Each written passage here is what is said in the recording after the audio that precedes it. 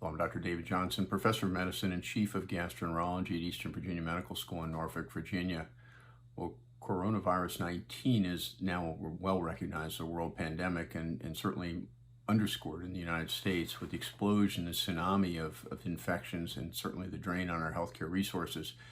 We do know that this is transmitted through a variety of secretions and microdroplet spread, in particular the respiratory secretions, but also now including aerosolization of a variety of fluids, be it saliva, be it feces, and the environmental spread of this in contaminated surfaces becomes a question because approximately 40% of the patients that now have coronavirus do not have a direct epidemiologic contact with somebody that they would report as an index case. We do know that this microaerosolization and viral integrity will last for up to 3 hours and on surface areas for up to 3 days, again, suggesting that we have a lot of reasons where asymptomatic or symptomatic patients even still may provide a resource of infectivity. We do know this is a particular concern for healthcare providers. Look at the initial Wuhan experience, 29% of the initial infections were in healthcare providers caring for patients. So again, healthcare providers are a valuable resource as well. We can't wane through the existing task force of what we have without protecting healthcare providers. So Dr. Roy Satikno and his colleagues represent an international group that comes from Hong Kong and Singapore, the Philippines, Spain, again, put together their experiences and review of the literature for practical suggestions for performing endoscopy in the setting of COVID-19 potential or COVID-19 positive patients. There are a couple take-home things that I wanted to highlight for you. Again, a lot has been written now by a variety of different national societies and such. This represents what's new. So in an endoscopy, we do know that we have an aerosol generating procedure. We do know that endoscopy and colonoscopy allow microaerosolization of particles, and looking at face masks or in looking at wall spread, a potentially significant colonization count within 6 feet of the table has been described as potentially an unrecognized risk. As it relates to endoscopy procedures specifically, coughing and retching during upper endoscopy generates aerosols. You've got microaerosolization as you put a suctioning device in there, and again, reasons that the upper endoscopy may be a really predicate risk. The proximity of the upper GI and the upper respiratory tract may again increase that risk specifically. Colonoscopy, they can have flatus, they disseminate bacteria to their nearby surroundings. And as you start to then do an endoscopy on these patients and discharge them back to the recovery area, there may be saliva on the pillow, variety of fecal contamination on the bed. But again, recognize that these microdroplets are not just related to the procedures, but also related to the workspace, and the study contamination occurred during endoscopy.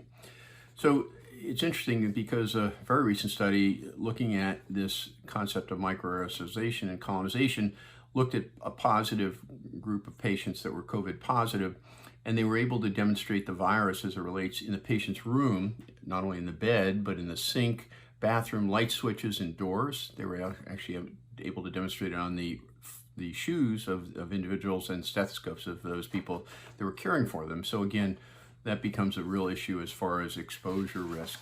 We do know that there are several issues that you can potentially do better on preparation, and this is something that's highlighted by Dr. Satikno and his colleagues. One is to firstly familiarize the staff with the appropriate measures, in particular as it relates to the high-level COVID-19 protection as it relates to proficiency in personal protective equipment.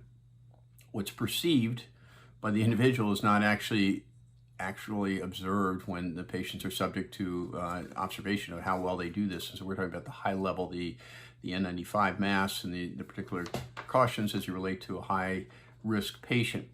So the suggestion from the group, I think it's very viable, is to use a buddy system, gown up practice, and certainly look down at not only gowning up, but the gowning down, I think, is the most critical.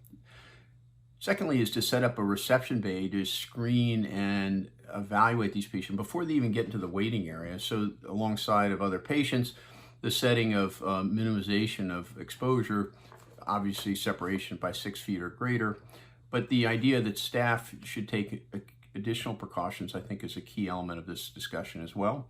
They recommend that staff should work at individual working stations using a designated phone, computer, chair, and stay at least 6 feet away. And again, not answering or using devices or equipment that were in workstations where there were not potentially the environmentally protected area, and then certainly create a virucidal cleaning at the end of that particular time.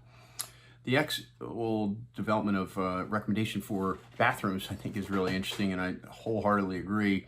The bathroom is a site of transmission, particularly now that we recognize fecal transmission of virus. We don't know about infectivity. My hunch is it absolutely is. But the idea is that ideally patient and staff bathrooms be separated and disinfected frequently. We do recommend, or the authors recommend, really significant practice recommendations. One is that all staff have daily measurements of temperature before starting work, and febrile staff should not be allowed to work. The same with the screening for patients before they get into the specific endoscopy area.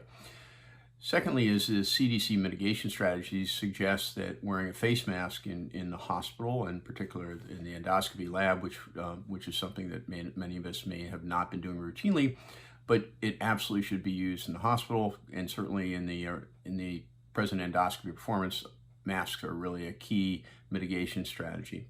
And the same for staff. This is something that we know has a transmission potential from this microaerosolization within about 6 feet, and maybe even more. The idea that the healthcare provider use appropriate clothing, and by this, the recommendation from Dr. Satikno and his colleagues are that they should use hospital scrubs. And one that potentially that I think many of us have not been doing is using dedicated endoscopy shoes and leave these at work.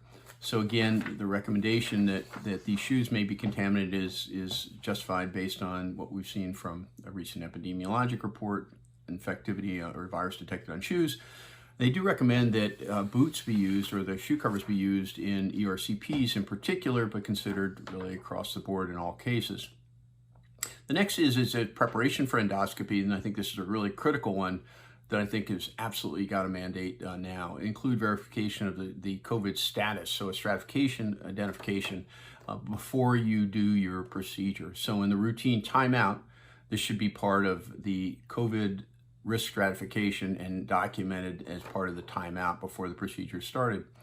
The idea that the patient that needs advanced support from endoscopy anesthesia, and here we're not talking about typical MAC, but the general anesthesia.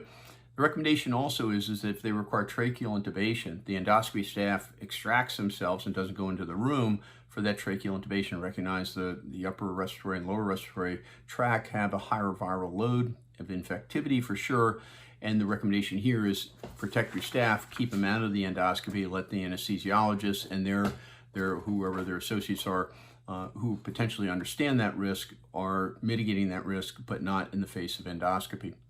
Next one that I think is really important is we pre-screen our patients now routinely on the pre-procedure hospital patients or clinic that need emergent endoscopy or semi-urgent endoscopy. And we always call these patients the day after to talk about safety, and Dr. Sartikno and his colleagues recommend contact the patient for at least 14 days, for up to 14 days. So 7 and 14 days is what we now do to assess their progress and understand that if they have some symptoms, and we talk about symptoms or signs that suggest an alarm feature, you may potentially have to go back and look at who was exposed during that potential case.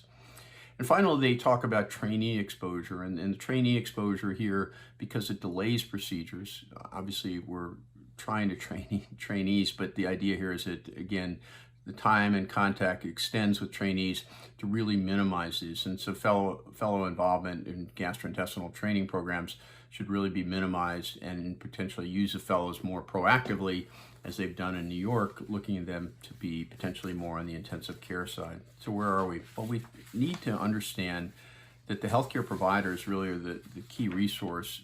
Gastroenterologists may not be involved in many endoscopy procedures in these patients, but we can potentially be proactive in our prevention, not only for our staff, but for ourselves. The idea of maintaining a risk-free environment for the healthcare provider and the staff is critical in preserving the resources that we need in dealing with this global pandemic. Dr. David Johnson, Thanks again for listening.